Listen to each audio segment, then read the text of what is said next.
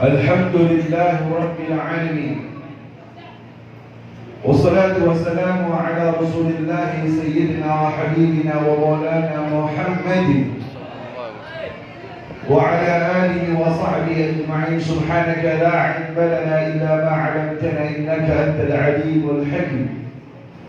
وقل رب اشرح لي صدري ويسر لي أمري واحلل عقدة من لساني يفقهوا القول ولا حول ولا قوة إلا بالله العلي العظيم.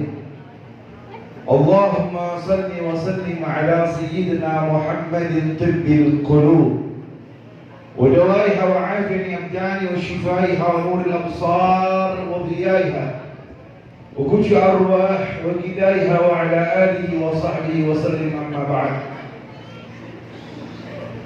Yang saya cintai, saya hormati segenap para kiai, para tokoh masyarakat, keluarga besar DKM Masjid Al-Muhajir yang tidak dapat saya sebutkan satu persatu namanya, namun tidak mengurangi rasa hormat, cinta, ta'zim saya kepada beliau semua.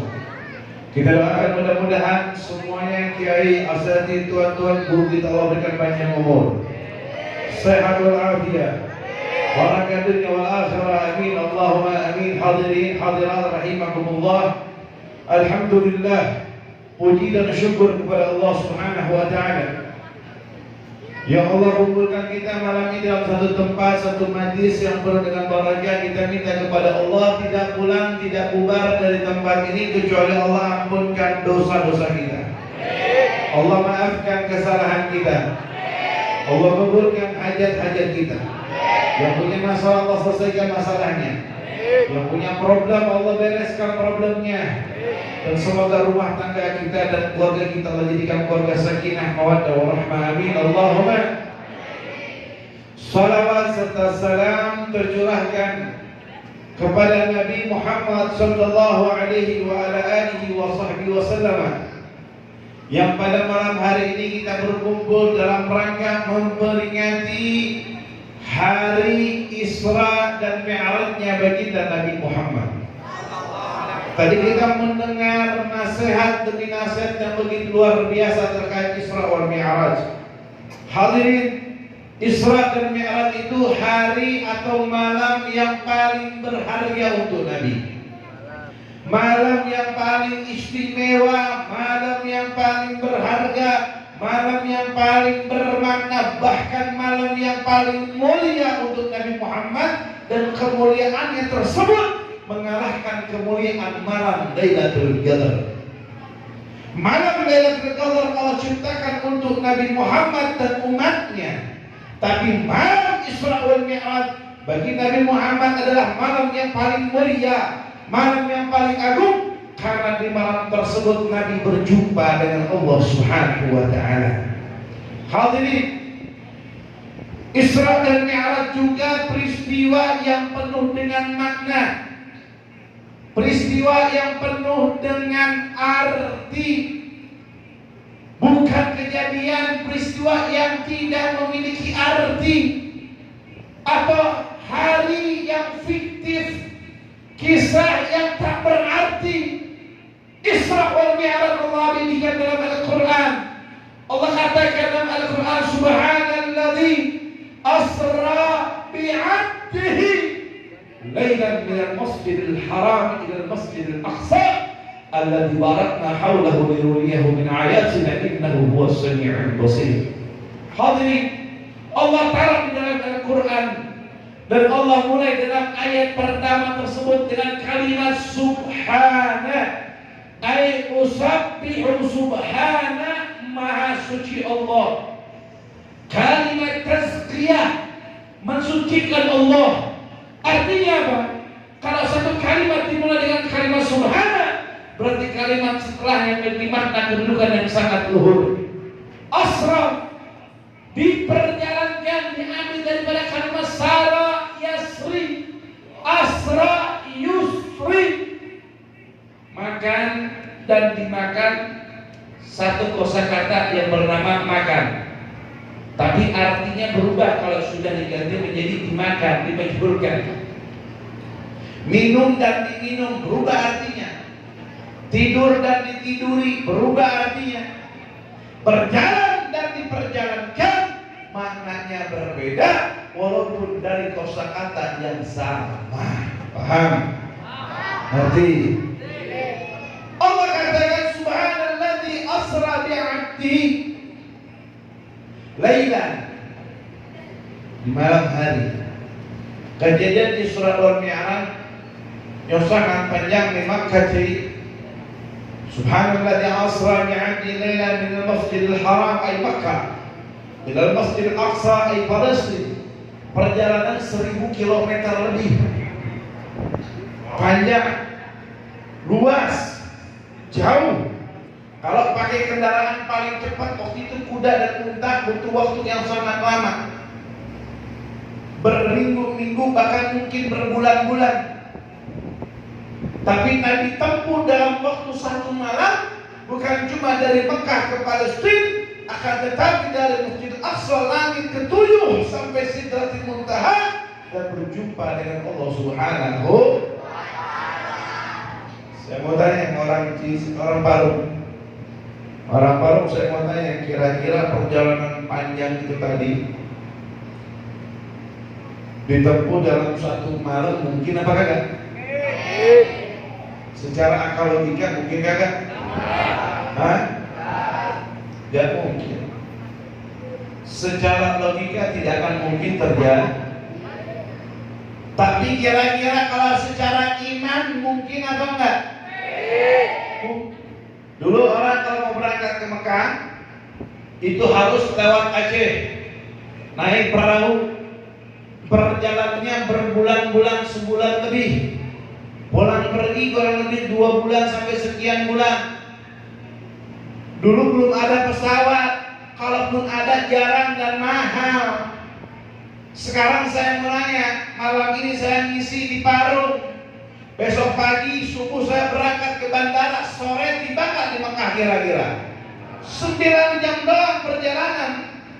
Kalau berangkatnya pagi sampai Mekah kurang lebih jam 2 jam 3. Artinya apa mungkin malamnya masih ngisi, akhirnya besok pulang lagi. Dari Mekah cuma nyampe doang, balik lagi ke Indonesia.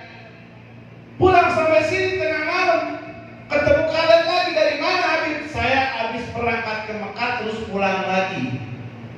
Sekarang mungkin apa kagak? Mungkin sudah ada besar. Kalau jauh nggak masuk, saya kasih gambar. Saya tinggal di Cilebut. Cilebut kalau ke Parung ada semut, tahu semut tuh? Tahu semut di anak-anak muda? Bahasa Rusianya sirum. Tahu? Semut. Semut dari Cilebut jalan kaki ke sini, kira-kira berapa lama nyampe? Hah? Berapa lama nyampe kira-kira? Sejam? Sehari? 2 hari?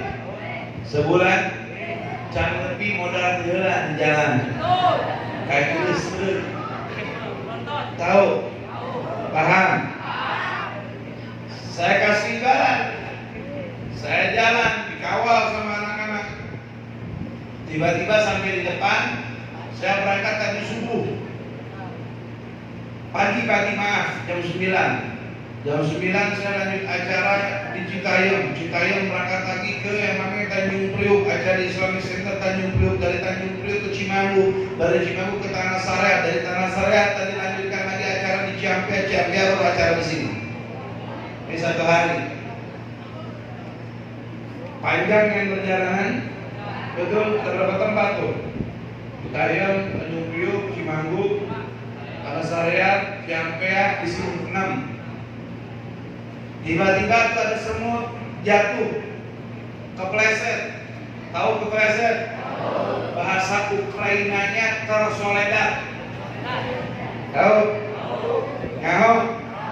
Tahu? Tuh semut kepleset di depan parkir, bubrag jatuh. Ketemu semut yang ada di Parung, beda maaf, semut Cilebut mancung-mancung. penelitian berangkat ke Cirebon cari sirup di situ. Kalian cari, bedakan dengan seperti baru. Pasti beda, mancung agak sedikit bule. Terus makannya bukan gula, keju. Bisa keju campur ikan pedas. Ketemu dengan semut yang ada di Parung, beda wajahnya. Mau nagor takut salah, kagak ditegur, bingung orang mana kesasar, ditanya, oh aduh, cager alhamdulillah. Nanya pakai bahasa Inggris, jawab pakai bahasa Sunda. Bingung tuh semut, dari mana kamu? Oh, saya ini tadi pagi keluar, terus saya ke muter-muter lah. Saya berangkat ke Citayam naik mobil, berangkat ke Citayam saya berangkat ke Tanjung Priok saya berangkat lagi ke Cimanggu, dari Cimanggu berangkat lagi ke Tanah Sareang, ya kan, dari Tanah Sareang saya berangkat lagi ke Ciampea di sini baru nyampe tadi, gelo siap. Pasti begitu ngomongnya semua orang sini. Dia bilang berangkat lagi, muter keliling-keliling. Dia bilang begitu. Dari pagi muter keliling-keliling sampai sini. Ya tadi jam berapa lah tuh? Jam 12:30 kurang. Bingung dia. Gelo kamu. Sebentar dulu jangan bilang gelo-gelo. Gak terima kamu sudah botol. Tadi pagi saya duduk, Habib lagi ngopi di depan kolam renang, sambil ngajar santri. Tiba-tiba saya ngumpet di sorban Habib, diam. Masuk mobil, di mobil kedinginan muntah air. Muntah. Kagak kuat, mumpet. Saya kira Habib langsung pulang lagi ke Cirebon. Nggak taunya malah ngaprak, muter. Berangkat ke sini, berangkat ke sono, nyampe di depan kagak kuat tiris. Keluar, pas redat air pagi itu siang. Gitu ceritanya. Oh begitu. Suka ente lempang. Anak kira ente jalan. Kalau jalan ya iya saya bilang gelo. Kalau begitu nih gelo lain sia. Paham? Ngerti maksudnya? Saya tanya jawab yang kompak.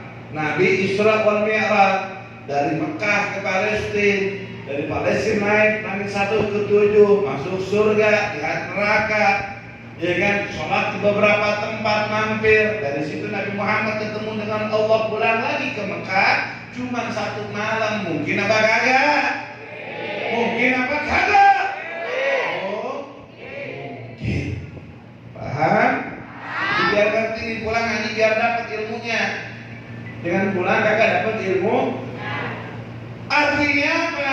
Peristiwa Isra dan Mi'raj yang sangat luar biasa, berkesan, bermakna untuk baginda Nabi Muhammad. Itu semua tolak ukurnya bukan akal, akan tetapi tolak ukur kadarnya keimanan. Hadirin rahimakumullah. Saya mau bicara masalah Isra wal Mi'raj terlalu panjang. Pagi sono ngomongin Isra wal Mi'raj, ini jelasin satu. Saya kira cukup 2 jam, kurang 3 jam belum beres-beres juga. Sampai yang diajarin ngajinya itu seminar ada yang ngantuk ngacai. Kelamaan. Ada Isra Mi'raj, Masya Allah, ulama banyak yang mengarang kitab di dalamnya. Ulama banyak yang mengarang kitab di dalam. Dan ingin saya sampaikan di malam yang mulia ini malam yang agung. Ini malam Isra wal Mi'raj, malam yang agung. Ini malam mustajab doa. Ini malam yang penuh kebahagiaan, penuh berkesan, penuh makna untuk Nabi Muhammad saat semua orang di Mekah kafir Quraisy mencaci dan memaki Nabi. Hari ini Nabi Muhammad dipanggil menghadap Allah tiba-tiba. Nabi Musa, tahu Nabi Musa? Punya gelar kalimullah ulul azmi. Suatu ketika Nabi Musa bermunajat kepada Allah, minta ketemu dengan Allah. Allah sudah sampaikan, Musa, kamu gak akan pernah ketemu dengan saya selama di dunia. Tapi gagal Nabi Musa, ingin ketemu, ingin melihat Allah. Dikasih kesempatan berjumpa di Bukit Tursina, satu lembah. Baru sampai di situ Nabi Musa pakai sendal, hadirin. Saat itu Nabi Musa ditegur sama Allah, ini ana rabbuka fa'la na'alaik fa innaka bil wadi muqaddas tuah. Musa, aku ini Tuhanmu, kamu berada di lembah yang suci. Cok, waktu kedua sendal, sesungguhnya kau berada di satu lembah yang teramat sangat suci. Di tempat tersebut Nabi Musa tidak mampu melihat Allah. Nabi Musa tidak bisa melihat Allah. Kenapa? Kemuliaan Allah yang sangat luar biasa tidak dapat diterima. Nabi Muhammad menghadap ketemu Allah, melihat Allah, dipanggil oleh Allah, bukan dalam keadaan mimpi, bukan ruhnya saja, tetapi mata yang dalam keadaan terjaga. Apa dalilnya? Allah katakan dalam Al-Quran, bi'abdihi anna ma'al abad yadulu ala ruh wal jasad. Allah katakan, subhanalladzi asra bi'abdihi, Maha suci Allah yang memperjalankan hambanya. Arti daripada abad secara kosakata bahasa Arab, bahwasanya anna ma'al abad yadulu ala ruh wal jasad. Adanya ruh dan jasad. Hadirin rahimakumullah. Isra wal Mi'raj ada satu hadiah dari Allah untuk umatnya yang disebut sholat 5 atau sholat 17 rakaat dari 50 sekian. Atas saran Nabi Allah Musa dikurangi nego sampai 17 rakaat. Mentok. Nabi suruh nego lagi, malu. Kata Nabi Musa, minta lagi. Khawatir banyak yang meninggalkan, ternyata benar. Umat Nabi Muhammad sekarang banyak yang mensepelekan sholat. Tadi guru kita sudah menyampaikan begitu pentingnya sholat. Jangan sampai gara-gara ngaji kemana-mana, sholatnya dia lupain, subuhnya dia tinggalkan, isyaknya tidak dikerjakan, zuhurnya dibilang masih kerja, asarnya masih di perjalanan, maghribnya bahasanya capek, isyaknya bilangnya tertidur. Hati-hati. As-salatu iman din, faman aqamaha faqad aqama din, faman tarakaha faqad hadama din. Kalau ibarat bangunan ini semua masjid ada tiangnya. Sama dengan sholat itu tiangnya ada. Kita menjalankan sholat, mendirikan sholat, telah menghidupkan agama. Kita meninggalkan sholat, maka kita telah meninggalkan agama. Allah katakan, inna salata tanha 'anil fahsya'i wal munkar. Sungguh salat itu mencegah kita daripada yang namanya keburukan dan juga kemungkaran. Ada orang tanya, Habib, saya sholat setiap hari, sholat sudah saya kerjakan, tapi kenapa saya masih suka maksiat? Kenapa masih suka susah? Kenapa masih belum merasakan kesulitan? Hadirin, ya, sudah sholat secara lahiriah, akan tetapi dalam sholatnya tidak menjaga keabsahan sholatnya. Maaf. Ini sekarang banyak orang sholat, tetapi dia nggak lihat hukum asas sholat. Tadi guru kita sudah nyinggung, saya senang. Kadang-kadang kalau pengajian ini yang model menjelaskan kitab fikih, orang banyak menyatakan mau nyeritain yang penuh canda tawa, mata cekar, matanya pada melotot.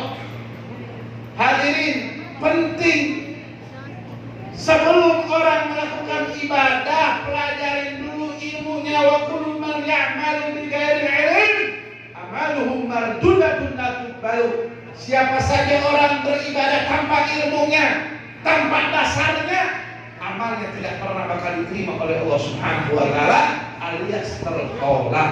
Contoh, orang sholat Isya, dia nggak paham tentang rukun sholat, dia nggak paham tentang furudul wudu, dia nggak paham tentang mubtilatul wudu, dia nggak tahu syurutus sholat, dia nggak tahu syurutul wudu, maka sholatnya tidak sah. Sholat bukan sekedar pergerakan saja, tapi dikatakan butuh hubur wal hubu, butuh hadir, memaknai, menjiwai setiap bacaan yang dia ucapkan, setiap pergerakan yang dia lakukan. Wal hubu, makna hubu yaitu berusaha memaknai setiap apapun itu, serta khusyuk, isakan, jawarih, atau al-a'dha, diamnya rongga badan kita saat khusyuk sedang sholat. Ini sholat mas sholat, nggak tahu kapan itu waktunya niat. Contoh, maaf nih anak muda, contoh. Kalau orang sholat itu bukan ngadep kita, usolli fardhu maghrib Allahu Akbar, bukan. Usolli fardhu isya diucapin terus Allahu Akbar, bukan. Rukun pertama sholat atau furudus sholat atau arkanus sholat, yang pertama an-niyah, yang kedua ma'a takbiratul ihram. Niat yang berbarengan dengan takbiratul ihram. Maksudnya bagaimana? Apa sih artinya? An-niyah syai'un muqtaridan bi fi'lihi wa mahaluha qalbi wa talaffuzu biha sunnah. Niat itu sesuatu yang dibarengi perbuatan.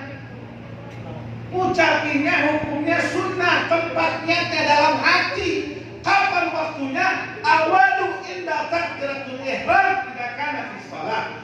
Ketika kita mau takbiratul ihram. Kapan? Ketika Allahu Akbar. Saat mengucapkan tadi itu, selipkan niat sholat yang akan kita kerjakan. Kalau niatnya lebih dahulu hanya diucapkan, pas takbiratul ihram tidak menyebutkan niatnya tidak diterima, sholatnya tidak sah. Paham? Ini penting. Makanya saya minta tolong Majlis Al-Darut Taubah belajar kita fikih. Minta sama Ustaz jelaskan saya tentang hukum fikih. Bagaimana salah sholat yang benar, istinja yang benar, sholat yang benar, wudu yang benar. Contoh lagi yang perempuan, maaf. Kalau perempuan mau wudu, lihatin dulu, bersih dulu, ada eyeshadow, ada blush on, make upnya tebal, buang dulu, bersihkan dulu, sucikan dulu.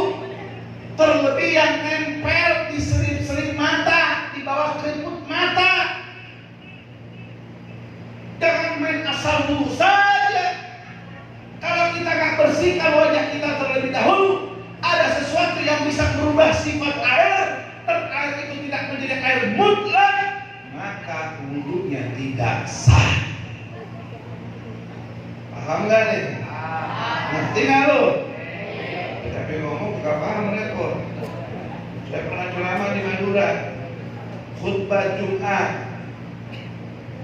Waktu kita masih mondok dulu, ngomong panjang lebar, ada yang nangis di bawah mimbar, sudah senang, alhamdulillah. Namanya orang baru terjun dakwah dulu, kurang lebih sekitar 16 atau 18 tahun yang lalu. Bahagianya ada orang ceramah nangis di bawah khusyuk. Selesai sholat, dia nemuin saya. Saya bilang, Bapak, alhamdulillah tadi nangis kenapa? Apakah maksud nasihatnya dia jawabnya apa enggak? Bapak Habib diterjemahkan sama sebelahnya. Dari awal Bapak Habib ngomong, dari Mas Habib ngomong, saya dulu ikut masih muda. Mas Habib ngomong sampai saat ini saya nggak paham terjemahan dan apa yang Habib sampaikan. Dalam hati, dalam muda, ya Allah ngomong capek-capek, terpaham sudah keseluruhan hidayah. Tahunya gara-gara kagak paham artinya. Jangan sampai pulang ngaji begitu juga nih, bahaya. Baik hadirin rahimakumullah, dirahmati Allah Subhanahu wa taala, waktu sudah jam 1 malam. Jadi intinya syariat yang dikedepankan. Kalau mau kita hidup kita benar-benarkan sholatnya.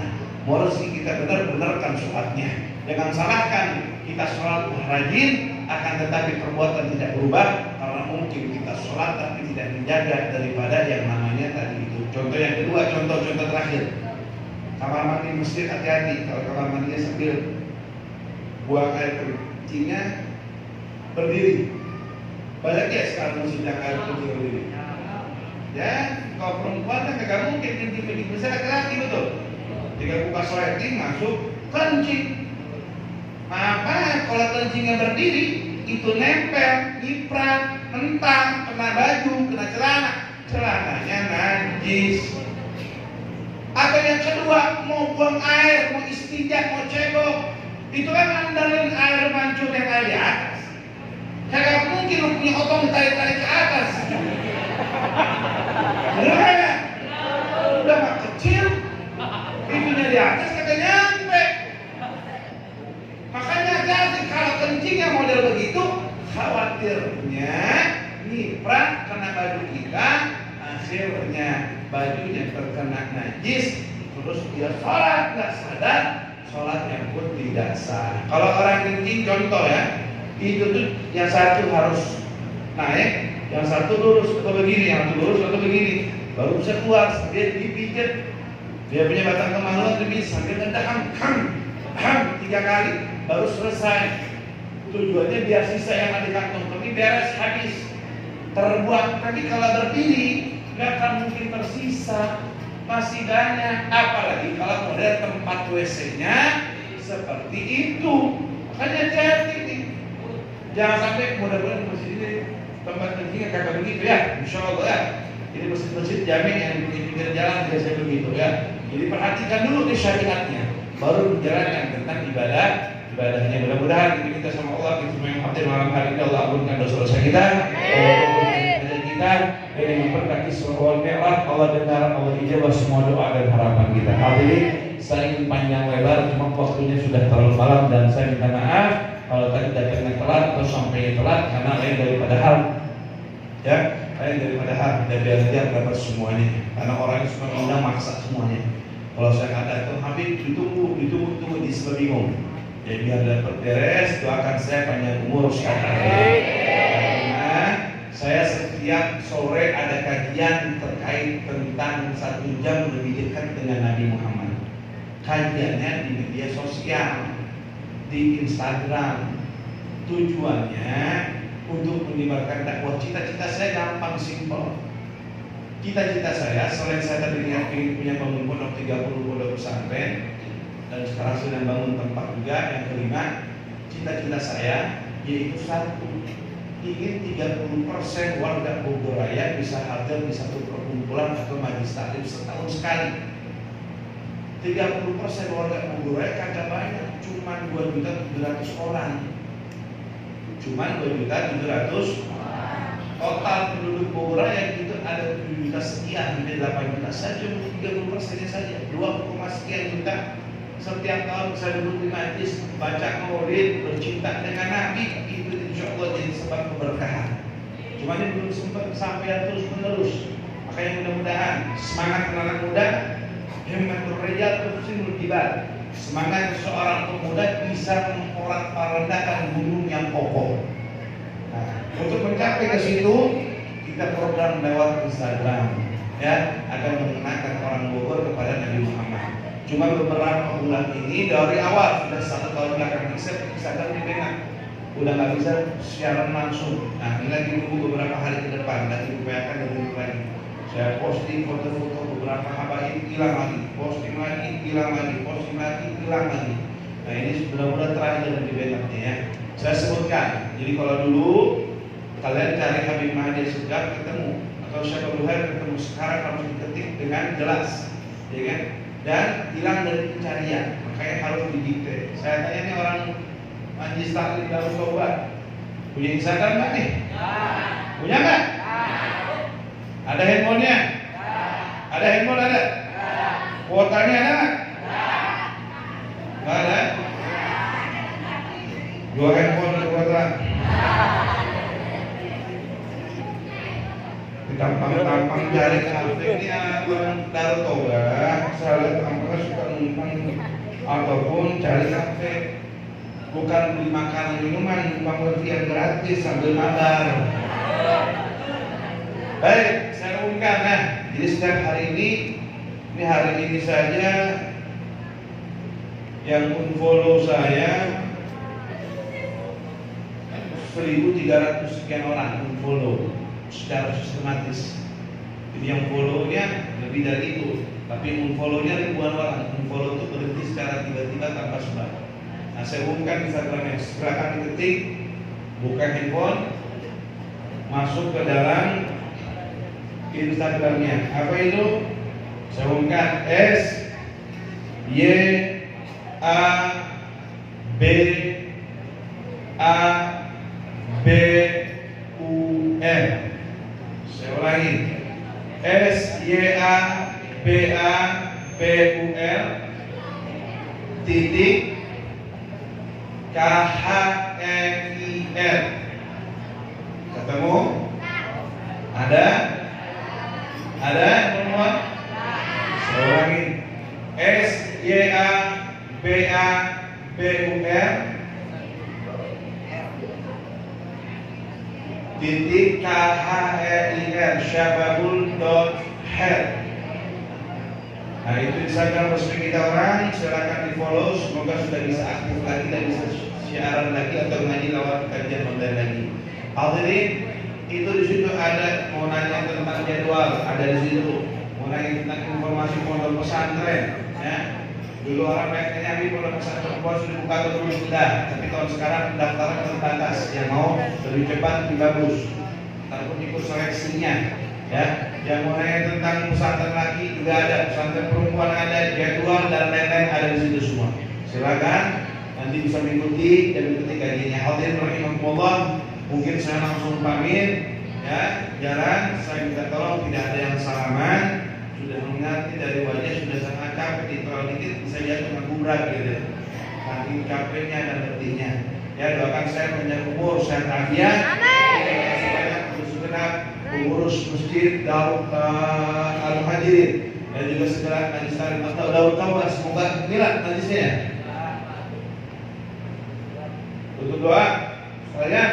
Pantes begitu. Ya, semoga semakin barokah dan banyak sekali Darul Taubat dapat nator dari Nabi Muhammad SAW. Kita bacakan suratul Fatihah dengan untuk orang tua kita, guru-guru kita, orang yang kita cintai siapapun itu, baik yang masih hidup maupun yang telah meninggal dunia. Semoga Allah bahagiakan dunia dan akhiratnya. Dan kuburannya Allah menjadi jannah taman dekat taman surga. Kita minta sama Allah mudah-mudahan yang punya hajat Allah kabul hajatnya, yang belum selesaikan masalahnya, dan belum dapat jodoh dia dapat jodoh yang soleh dan soleha. على هذه النية وبكل نية صالح نقدم ثم ذلك بمشايخنا والديكم وموتنا وموتكم مسلم عامة خصوصا الرسائل والدي حمزة إلى حضرة النبي بسر أسرار الفاتحة.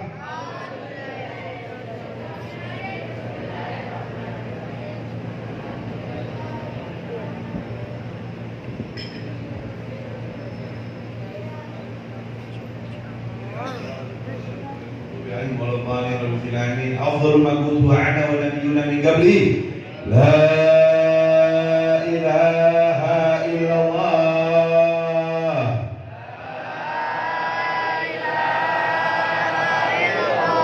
لا إله إلا الله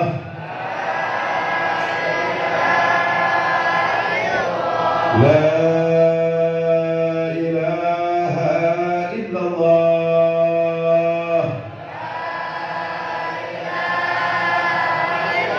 محمد رسول الله صلى الله عليه وسلم كلمة الحق عليها نحيا وعليها نموت وعليها نبعث إن شاء الله تعالى من الآمنين. ربنا تقبل منا إنك أنت السميع العليم وتب علينا يا تواب إنك أنت التواب الرحيم. سبحانك اللهم وتحية فيها السلام وآخر دعوانا أن الحمد لله رب العالمين بالقبول. Hadirin sekalian, ini ada jamaah pakai logo wafat terompah Nabi ya. Di logonya itu yang bulat ada lagi terompah Nabi kalau nggak salah atau apa. Nah, itu perbanyak terompah Nabi itu sendalnya Nabi. Sendal Nabi ini yang nempel di kaki Nabi dan mendapat kenikmatan memandang keindahan Allah yang malaikat Jibril belum pernah dapat, makhluk lain juga belum pernah dapat. Ya kan? Nah, contohnya trompa Nabi nggak saya pakai cincin ya. Cincin gini nih trompa Nabi. Kalau ada yang punya, cetak taruh di rumah. Kata Syekh Yusuf bin Ismail An-Nabhani, satu rumah yang ada gambar trompa Nabi. Atau kalau kita kopiah sekarang ada itu yang pakai kopiah di trompanya di atas tuh, atau ini kalau pakai ini di kopiah hitam, ente dunia, wah di atas itu. Kita suruh jalan sudah, Asep, atau Mansur. Nah, baik, gimana? Nah, itu ada tuh trompa tuh, itu dicetak kalau taruh di rumah, dibikin dicetak di rumah. Satu rumah ada gambar trompa Nabi, rumah itu terselamatkan dari berbagai macam musibah, bala dan bencana. Tidak bakal kemalingan, tidak bakal kesusahan, ada kenikmatan, ketenangan. Nah itu cetak, kalau ada cari sendiri, cari di Google, ya trompa Nabi gambarnya, ya kan? Tanya dulu sama kiai benar nggak trompa Nabi? Kalau benar cetak taruh di rumah, ya biar kita semakin cinta kepada Nabi. Masih enggak? Tanggal 19 Maret sebelum saya tutup, yaitu Milad Nabi Syababul Khair yang ke-12 tahun yang harus bisa bikin di sirkuit Sentul setiap tahunnya, dan tahun sekarang rencana di Stadion Pekansari. Tapi satu lain daripada kita pending, kita pindahkan lokasinya di lapangan bola hewan, lapangan hewan, yaitu di Cirebut Barat. Hadir untuk umum, laki dan perempuan, ikhwan akhwat boleh datang, umum, bukan tertutup, acaranya terbuka. Insya Allah dihadiri oleh para habaib, alim ulama dari dalam dan luar negeri. Hadiri, syiarkan tanggal 19 Maret, 3 minggu lagi ke depan. Untuk semoga Allah berikan kita kenikmatan bisa menghadirinya. Ada maqulakum wal afu minkum. Wassalamualaikum warahmatullahi wabarakatuh.